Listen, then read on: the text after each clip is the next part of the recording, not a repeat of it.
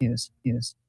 Thank you. News. There you go. I heard it. Thank you, Tanya. A little echo. As we get going on this Tuesday here, we are climbing closer to Christmas. A lot of people on the road. We told you yesterday, good morning, New Hampshire. Good morning, New England. Good morning, Maine. We have an extra signal there to 98.7 FM HD2 in addition to 98.1 FM, 1270 AM, 107.3 FM, 107.7 FM. Jack Heath, J-Dog on the boards. Good morning, New Hampshire. Good morning, New England. Good morning, worldwide. Hey, Alexa. Hey, Google. We play the Pulse of an H. And we, a poll question up on X this morning. We're just going to gauge the travel. AAA said yesterday, we shared with you about 122 million people expected to be on the road or airways as of this past weekend, right through the end of this weekend into New Year's. And that's a travel period, about 109 on the road. Rory's going to talk about that at 11:10 as well. That's right, J-Dog. And you and CJ will talk about a Niners win last night. Well, more about the previewing of what's coming. Yeah, a lot coming. About 109, 110 million on the road and the air. I think it's going to be closer to 10 million before it's all said and done. But the question is on our poll question on X at the Pulse of an H. On the road for Christmas, do you intend to travel at least 3 hours or more? Yes or no? Are you doing the regional thing? Yes or no? And we'll give you results from yesterday, Jado. I want to know who's working. Powered by Alpine Gold. Christmas Day. Of course, he's working tomorrow. We'll have some music for you, beautiful Christmas music the next few days on our Pulse of NH network. Alpine Gold. Still time, still always a good buy to get some silver and gold. AlpineGold.com, sponsors of our daily poll question as well. And use the Pulse as one word at checkout. All right, we got a full show for you this morning. A little bit later on as we go into Christmas, I always like to look to the nonprofits and the good out there that outweighs the bad. And we have a pretty good, cool segment. Phil Taub is going to be joining us at 10, but he's highlighting a couple of the veteran groups that are not Swim with a Mission. And we're going to meet the director of Operation Delta Dog. I love this nonprofit. It's a veteran service group. We're going to hear all about it. How you can learn more, help more, maybe benefit if you're a veteran. Operation Delta Dog. And then we're going to hear from the executive director, Scott, with Hidden Battles. He's the executive director of Hidden Battles as we do more on the mental health front. A lot of stories breaking. You just heard on some business news before we bring in Dean Spiliotis, Southern New Hampshire University, political science professor at 920. GDP grew. It's up to 4.3%. That's a better than expected number, I believe. GDP, that's the gross domestic product. That's sort of a measurement of growth. 4.3% in the economy, and we'll have more on that. Also, Brown University. We talked a lot about that. The suspect found dead in that storage locker in Salem, taking his own life. Coward, but that's what he was, and nut job. But the campus police chief at Brown has been placed on suspension. There was a lot of talk, everything from people had seen this weird guy walking around, and were there cameras in that building? Was the building locked? And so a lot of security questions. Obviously, two beautiful young students murdered, killed, just, freshman and a sophomore, just terrible, terrible, God forbid stuff. You can't even fathom it. Powerball up to 1.7 billion with a B, and more drips and drabs, pictures, releases of the Epstein files. We'll have some analysis with Dean on that. That just keeps on going. The Justice Department, members of Congress, including a leading Republican, not happy. Sort of just continuing to do this in batches of releases. They claim they have to go through and double check the redactions to protect certain people. I don't know what's going on, but it just seems to be like another day, another 19 or 20 more pictures, more stuff. And it's just very bizarre, to say the very, very least. Who knows where this goes? Let's talk about Mother Nature for a moment, because it's worth talking about. And right now we just got some overcast skies out there. Classic, normal winter morning now. A few days away from Christmas, but we have snow on the way. J-Dog, snow on the way, more during the day and this afternoon, evening, and it could be enough that you have to shovel a little bit. You're not going to hopefully pull a back muscle. It's we're looking at 2 to 3 inches, but it's going to be one of these steady into the evening, and enough. Perfect timing, J-Dog. Perfect timing for Christmas. So pretty cool. Pretty cool. As we get going and a lot going on, we'll be hearing from some of our regular contributors as well this morning. We got a fun show for you as we get going on this Tuesday. As I mentioned, tomorrow we're going to have some nice Christmas music on the Pulse of an H network. And if you want to catch some good podcasts, we'll have the latest Contact Politics available this afternoon. But J-Dog's got a ton of stuff going on in his side of things with Bet This and, Yep. of course, his other. 4 p.m. today, Bet This, right? All Yep. new. Okay. Yep. Tomorrow, the imperfect game. That was that missed blown call that Jim Joyce had, the Tigers in Cleveland in 2010. Final baseball game that I'm doing on the playback of this year. That was from 2010. That launches at noon on Christmas Eve. And then on Christmas, the Miracle on Ice. Well, that's right. Yep. Yep. I heard you got a famous announcer introducing that. Yes, I do. And you'll have to listen at noon, folks, this Christmas Day for that. Of course, you can listen after that. But good timing because they just honored the team at the White House. Christmas miracles happen every day. Well, do you believe in miracles? The ultimate miracle from 1980.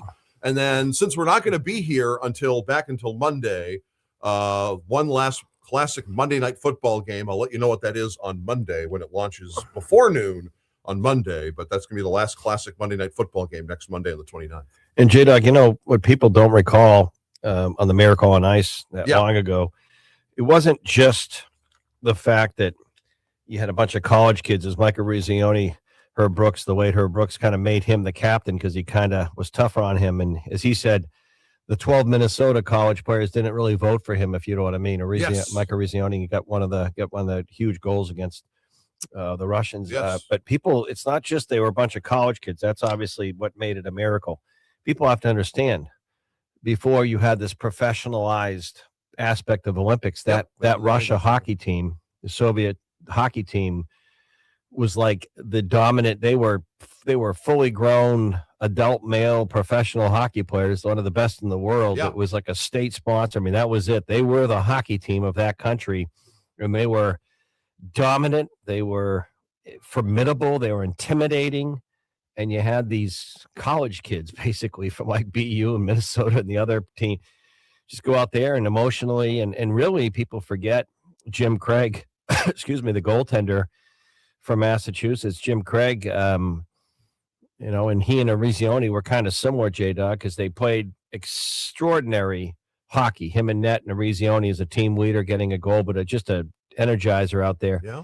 And they both kind of flirted with the NHL after, but never really had great. And Mike Arizioni, I don't know if you ever heard, he told me this once at one of these media golf things. I think it was the golf club in New England that Craig Benson owns years ago. He had Arizioni was there. I might have been give me a minute. Might have been a Ray Bork fundraiser tournament. And probably was at the lunch, I was just sitting with Mike because he was from Winthrop, Mass., home of the Vikings, Northeastern Conference. I was from Swampscott, and we were just talking about the Miracle on Ice because it's just an honor to meet him, and he's been such an inspirational leader since that Miracle on Ice. And he realized the moment, what it was in history, but it was an uncle. I don't know if you ever heard the story, J-Dog. You could mention it it was an uncle of Arizioni's who had the vision. He said, Mike, he basically said this to him, it's his own uncle. He basically said, you're a good hockey player. You had a great moment. You're not a great hockey player. And you're never going to beat this moment, so don't try. Don't try. Don't go into the NHL and don't top the miracle. Don't try and be a journeyman in the NHL, play for 8 teams, and after 4 years be bounced. Just stay with this moment. You were the guy that led the United States after the Soviet Union to beat, I think it was Finland in the gold medal round. They had to beat an equally tough Finland team. But you're the guy.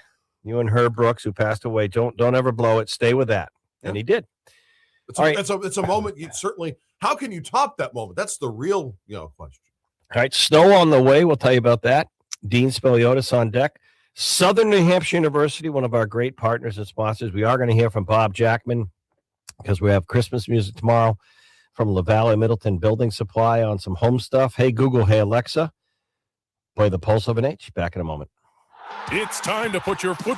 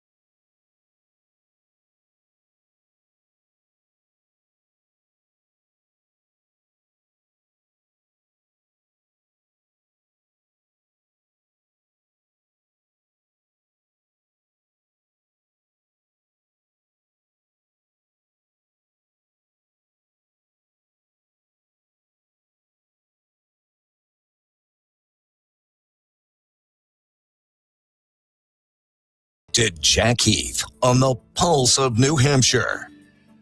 All right, going to bring in Dean Spiliotis. I want to say quickly, Southern Hampshire University political science professor, but if you want to get a great Christmas present for yourself, if you're a worker out there, you want a beautiful pickup truck to your line or just something for you to drive, we got some snow on the way this afternoon and tonight. And our friends at Auto Fair Honda across the mall, New Hampshire, sponsors of our state police segments regular on Thursdays. The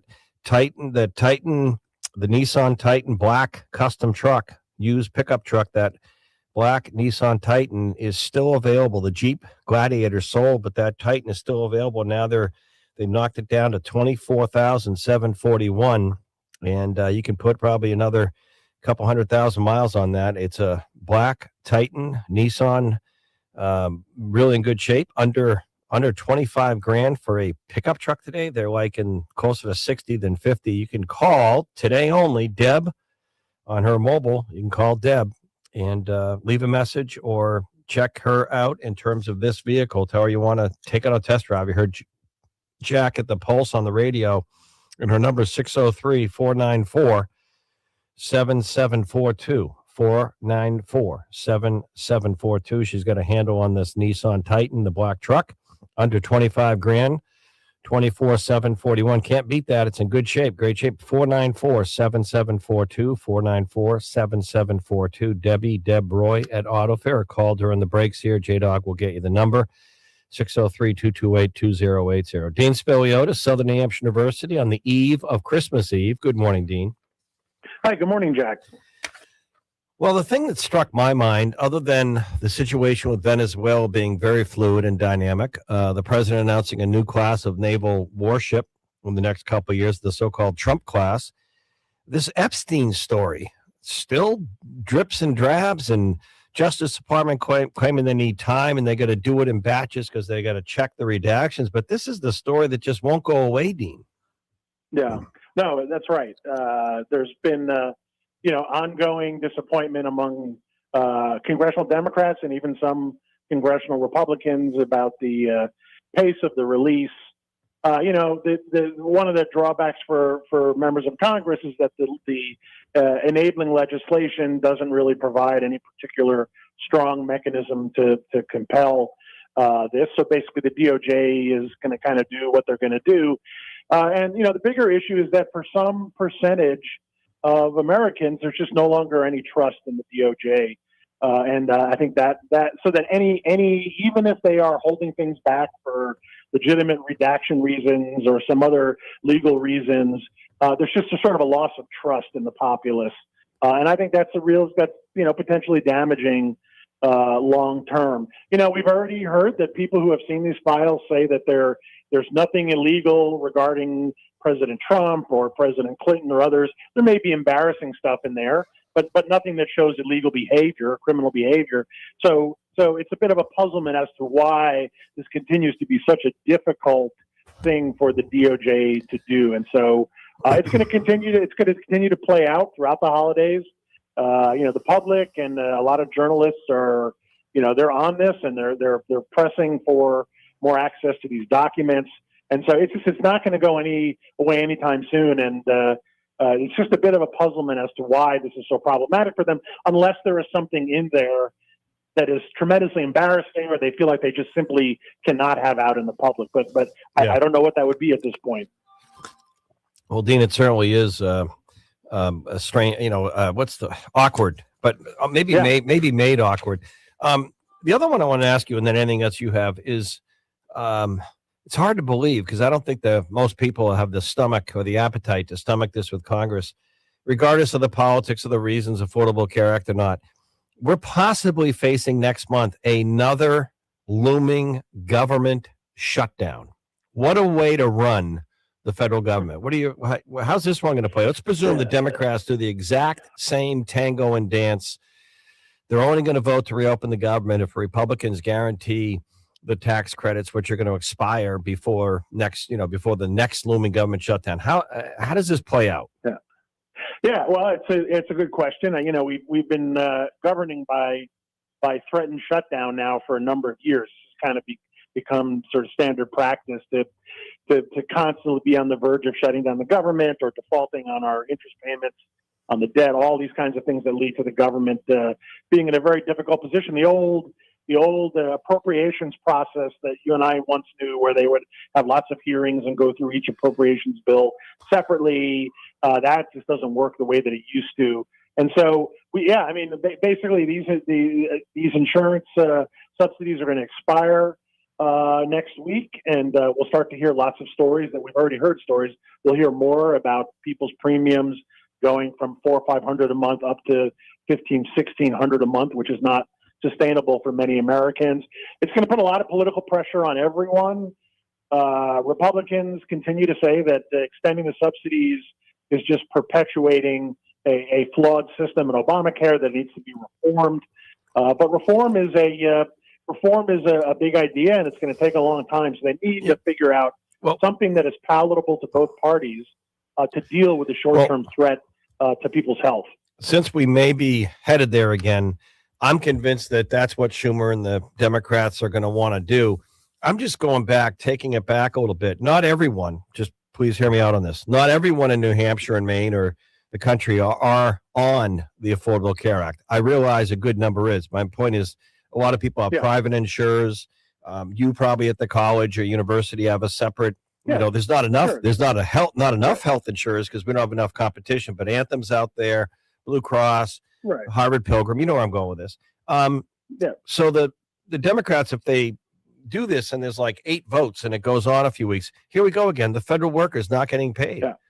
I know. Isn't that gonna wear thin? I mean, isn't that a calculated risk? Even if people, what I'm trying to say, Dean, is even if 6 out of 10 people agree, because I think health insurance is too much. No one talks about why the Affordable Care Act is so expensive. But even if a lot of people said extend the tax rates, I mean, hypothetically, but don't shut the government down. Don't do that, because these federal workers and these families. I mean, does that rub okay for them or not?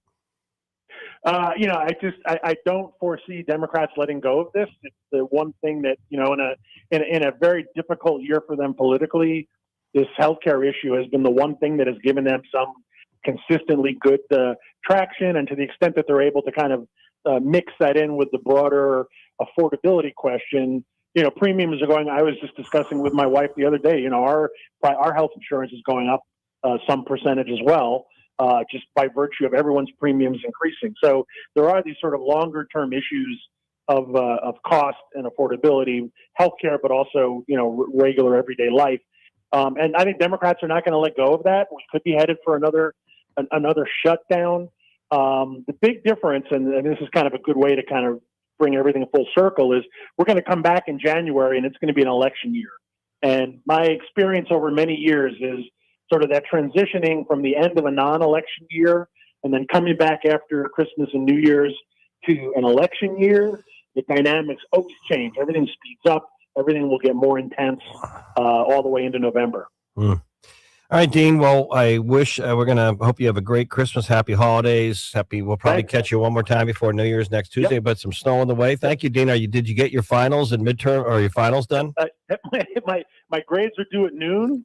Everything is graded. I just have to submit them. But I have 2.5 more hours, and I keep getting these sort of nice, slightly threatening reminders from the administration that grades are due at noon. So, all right, but I'm going to make it. Good luck with that. Good luck with that. It's great. I love the fact that you're helping and still teaching so many young political science minds, a new generation. Thank you.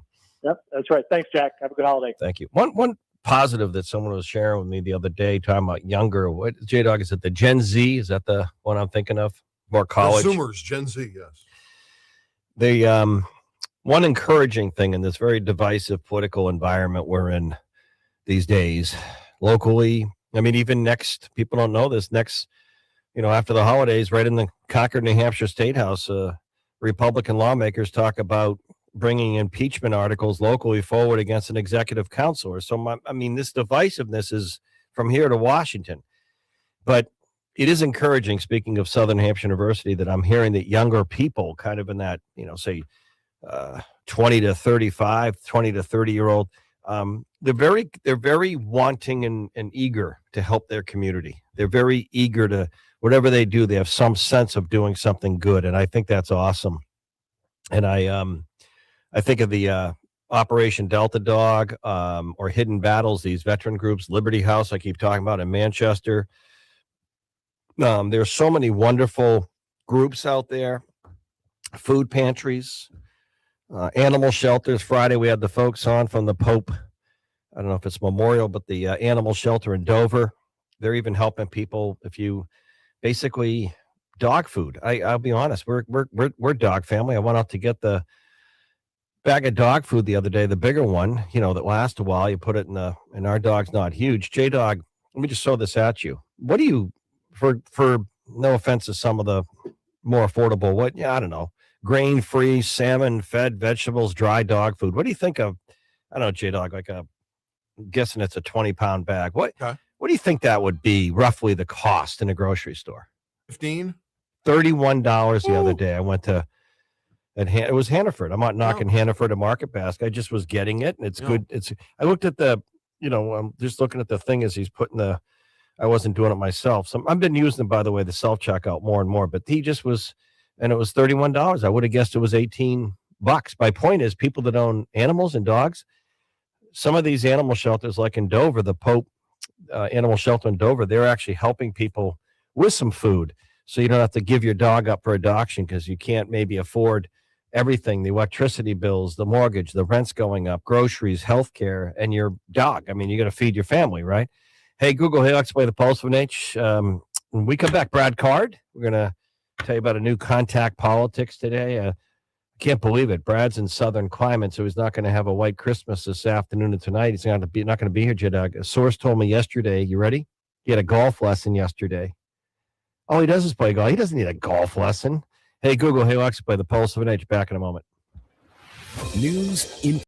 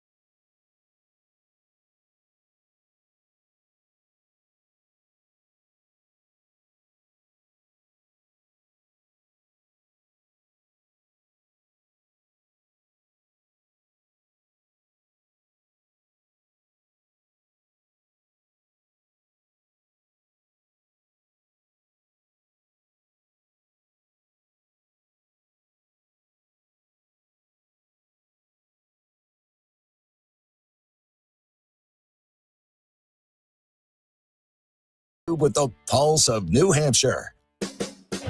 Good morning, New Hampshire, live from the Outdoor Pride Studios.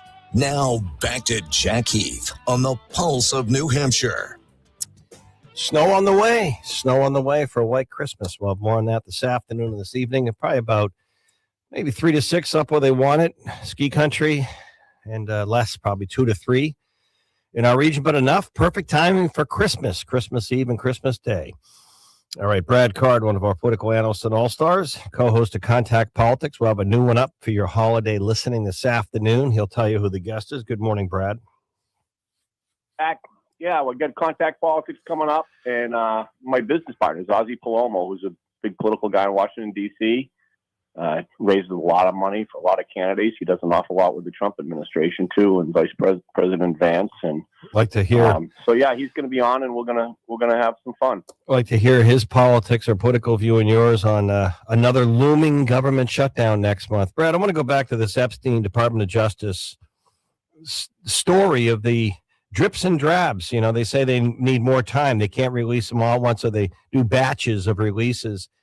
It just keeps going. I mean, what's your take on this?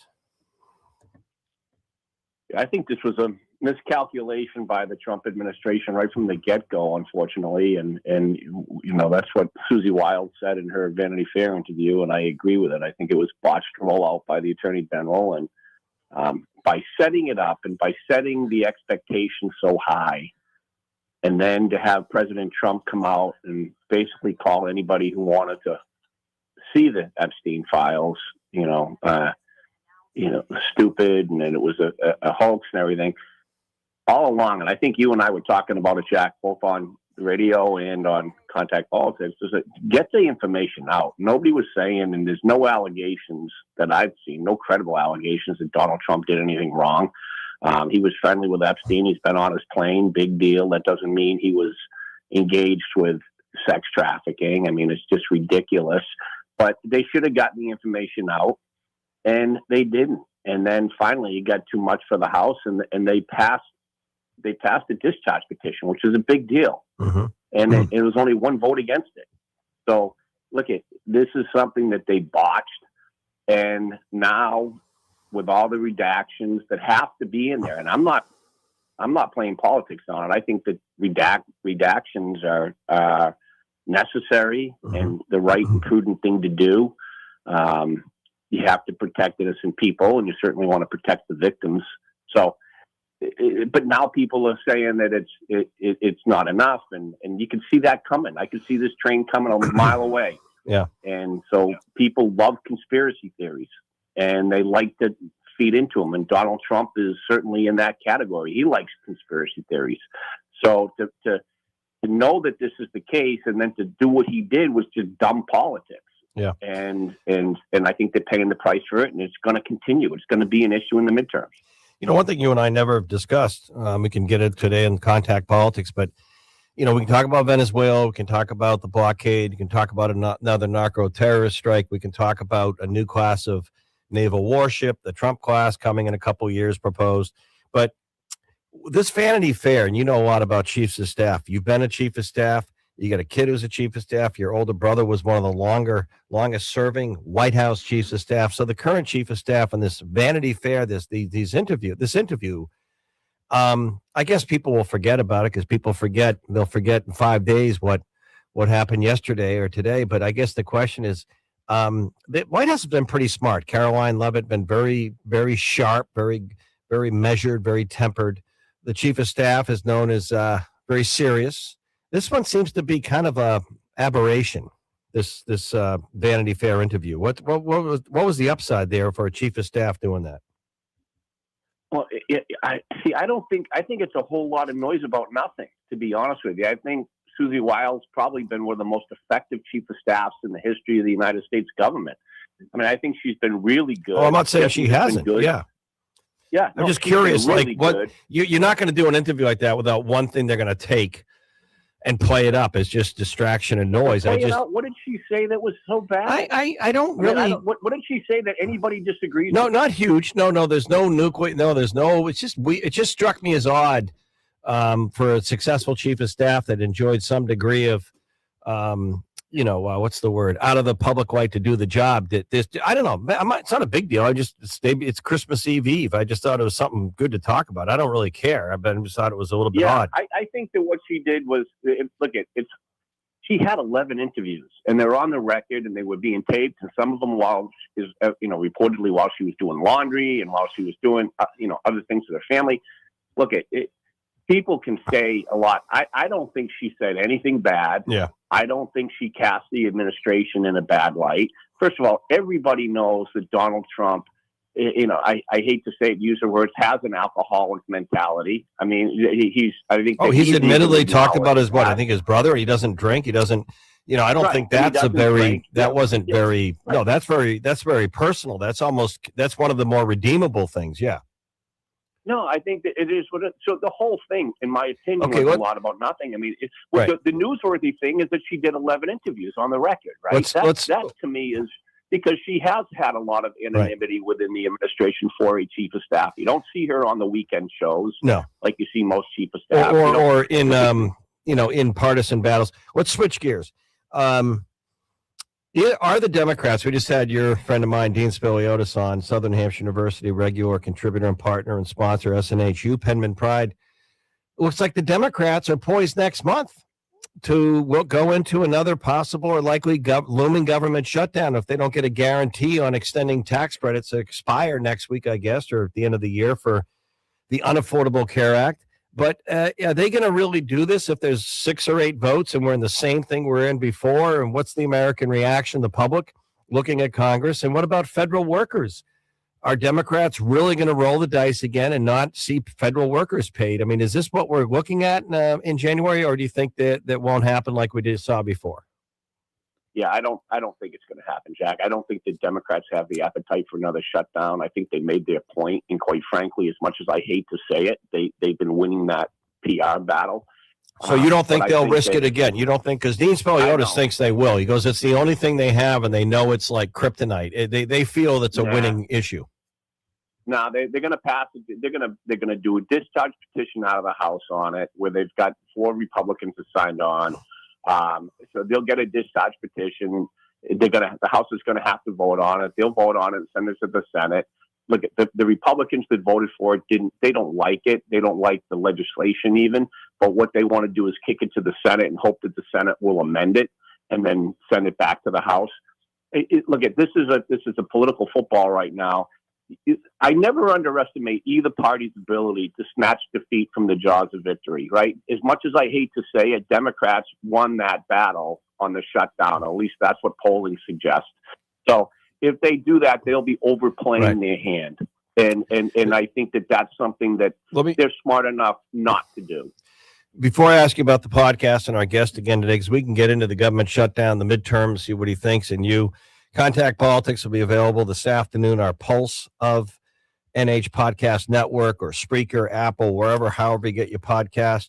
Brad and I may also take a few moments and I want to get his list of winners and losers. But Brad, a very reliable source told me that you had a golf lesson yesterday. I did. But I guess even the pros get lessons. But I mean, what are you trying to break 72 or what's the deal here? My handicap is up a little bit, Jack, and I got to get it back down. I got to start striking the ball a little better. So what was the main point? What did the pro pick up? Long game, short game? What No, it's just I'm not trapping the ball enough at my point of impact, so my distance isn't what it used to be. So now, and slight adjustment.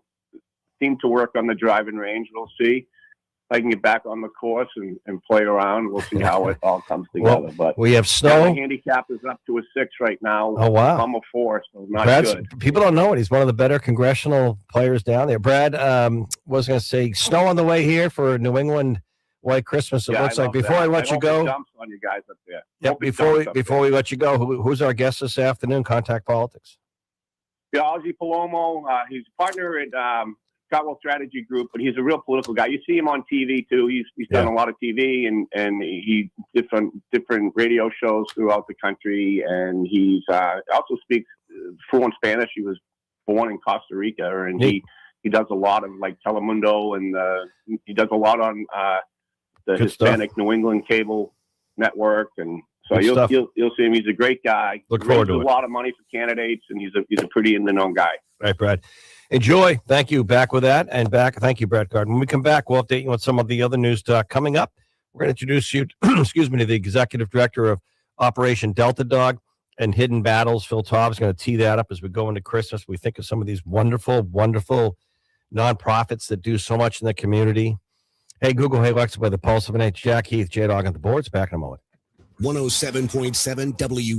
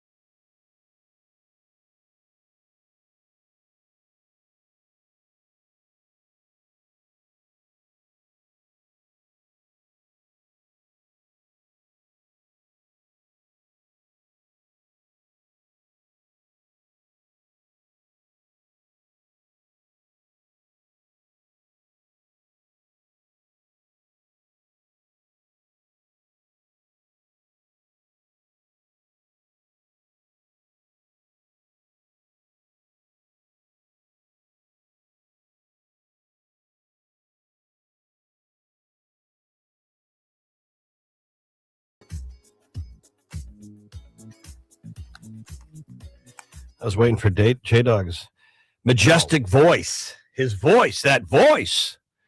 You know what Santa said, your favorite Christmas holiday animated show, Rudolph the Red-Nosed Reindeer. Hate that show. When Santa said, Cancel. Rudolph, that nose. Good for him. People don't know this about J-Dog growing up. His teachers in Concord High School or junior high school said, J-Dog, that voice. That They voice. never said that. By the way, the poll question from yesterday, will you be working on Christmas Day? No, 87.5%. Yes, 12.5%. So, Okay. yeah. I just want to say real quickly, just when you think you've seen everything or heard, I said this to, and this isn't necessarily good, but it's true. I said, there's two things that the Rob Reiner murders of him and his wife Michelle, or his son allegedly, killing his parents. But it made me think. It made me think of All in the Family, because Reiner playing Michael Stivic, the meathead, the son-in-law of Archie. It just was, and Gloria's husband. It just was. The show made me laugh. And a lot of shows in that era made me laugh. And the sad thing is, we don't laugh enough anymore. Have you ever thought of that? We don't laugh enough in our society. I'm not saying you and buddies don't, or, guys, buddies, even in this political wokeness. Oh, don't say guys or gals. But, come on. Your gal friends, your guy friends. I'm not saying you don't laugh when you get together, or maybe even over Christmas holidays, people don't laugh enough. I heard a sad story this morning on Gordon Deal, Mike Popsoff. The people, when they come home for the holidays, rather stay in a hotel than with their families. Oh, my goodness. Go to the hotel bar. No, the point is, we don't laugh enough. We don't laugh enough. I mean, I look at what I was weaned on. I'm not saying it's good. I got one of my kids who I obviously am a little partial to is an educator, and she often says, Dad, you can't say, some of the stuff that you saw when you were young as a kid, like the Three Stooges. I don't want my kid. I mean, Three Stooges, I'd watch it every Saturday morning. Now you know what's wrong with me. Three Stooges, I'd watch every Saturday morning before I'd go to my baseball or hockey practices. I'd watch Three Stooges, and then J-Dog would be proud of me. At around 10 or 11, I'd switch right over to WLVI TV, Channel 56 in Boston for Vince McMahon and George Animal Steel and Ivan Putski and professional wrestling. I'd watch Hogan's Heroes at night. I mean, the shows made me laugh. I loved it. We don't laugh enough. That's one Wrestling point. made you laugh? Well, it did. It did. Because I loved, for example, like when George the Animal Steel, true story, J-Dog, I met him years later, when he'd chew the turnbuckle, I was laughing, dog, and he'd act like, you know this, right? He had like I don't want to say it was like a PhD, but he had like a master's degree in physical education from Detroit, I think. He was a smart guy, but he acted like this. He went to Johns Hopkins as well. He acted like this, kind of an George Animal Steel in the ring. But my honeymoon, we were going in Logan Airport, and there they were early morning. We were flying out to an island for the honeymoon after the wedding in Maine, and he was sitting there, J-Dog, sitting, having a bagel and coffee, and no one else recognized him. I did. All the wrestlers were there. They should have recognized him. And I went over and said, hi, I'm just a huge fan. You know what he said? Sit down. Don't stand there and draw attention to me. Sit down. George Animal Steel tells you to sit down, J-Dog. What do? You sit down. Yeah, I'd sit down. But real quick, the other thing we don't laugh enough is that nothing surprises me. So this story I guess it does surprise me, actually. Hunter Biden. Have you heard about this one? Hunter Biden, son of Joe Biden, ripping into his father's presidency and administration. This is Hunter Biden blasting his father's administration, saying the evacuation from Afghanistan was terrible. Good for him, by the way. It's one of the few things he's probably right on. He said the administration was wrong on wide open border and, immigration, just letting people in. So he's sort of like criticizing his own father in a wide-ranging podcast interview, blasting the evacuation from Afghanistan, catastrophic failures, and immigration policy during the Biden. And he's right on both. Hunter Biden, I can't believe I'm saying this, is absolutely correct on both fronts. Isn't it amazing how you wonder why the national TV media, why they've lost so much ground in viewership? They hardly showed after the debacle of the Afghanistan evacuation, in which American service members were killed by the terrorists at the airport. We left interpreters loyal to our troops who were real American, American supportive heroes over there. Families were handing their babies over the barbed wire at the airport, knowing the Taliban was going to come in and crack down on girls and women's rights and all these things. We left how many billions of dollars of military-grade gear and equipment just because of a press release for the Biden administration before an anniversary to say we were out of Afghanistan. What a debacle. What a terrible message sent as well.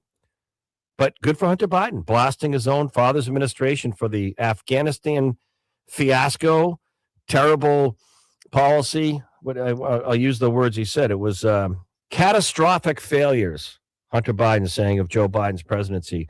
Catastrophic failures, immigration policy, and the evacuation of Afghanistan. Catastrophic failures. And good for him because he's right.